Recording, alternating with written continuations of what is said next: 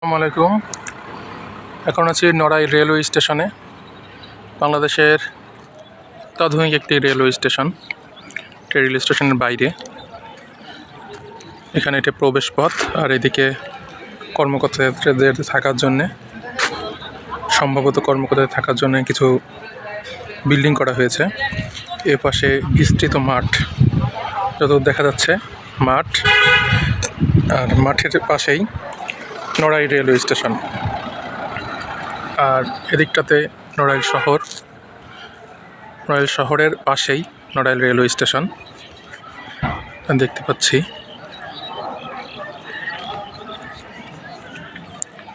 Narail rail স্টেশনটা গত বছর ডিসেম্বর মাসে চালু হয়েছে, অর্থাৎ 2024 সালে চালু হয়েছে। এখন পর্যন্ত এখানে নতুন শুধুমাত্র জাহানাবাদ এবং রূপসী বাংলা এক্সপ্রেস এই পথে চলাফেরা করে, সেটা কোনো ট্রেন চলাচল করে না এই রাস্তা দিয়ে। হয়তো আগামীতে আরও ট্রেন এই পথে চলাচল করবে। এখন আমরা ভিতরের সাইডটা দেখতে চাই, দেখা যাক ভিতরে কী অবস্থা। ভিতরে ঢোকার পরে প্রথমেই এখানে আছে টিকিট কাউন্টার। কোথাকার কত ভাড়া এটা লেখা আছে, এখানে মানুষ টিকিট কাটছেন। এপাশে আছে সামনে প্ল্যাটফর্ম,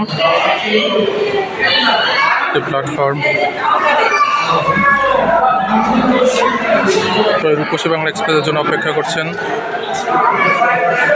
একটু পরে রূপসী বাংলা এক্সপ্রেস প্ল্যাটফর্মে আসবে, ঢাকার উদ্দেশ্যে ছেড়ে যাবে।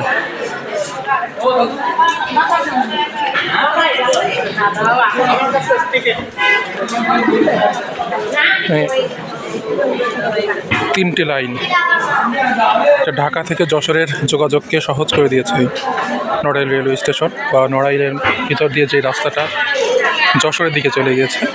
সকাল 6টার সময় জাহানাবাদ এক্সপ্রেস খুলনা থেকে ছেড়ে আসে, সকাল 9টায় ঢাকায় পৌঁছায়, এবং সকাল 10টায় আবার ঢাকা থেকে ছেড়ে এসে খুলনায় যায়, এবং আবার খুলনা থেকে ছেড়ে এসে 4টা 45-এ নড়াইল স্টেশন ত্যাগ করে, এবং সন্ধ্যা 7টায় আবার ঢাকার কমলাপুর রেলওয়ে স্টেশনে পৌঁছায়।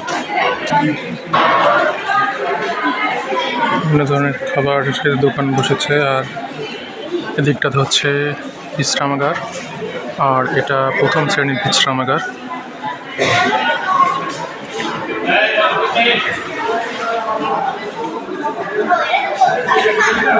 আর 5 মিনিট পরে ট্রেন আসবে, সবাই এখানে ট্রেনের জন্য অপেক্ষারত। একটু পরে রূপসী বাংলা এক্সপ্রেস নড়াইল প্ল্যাটফর্ম অতিক্রম করবে।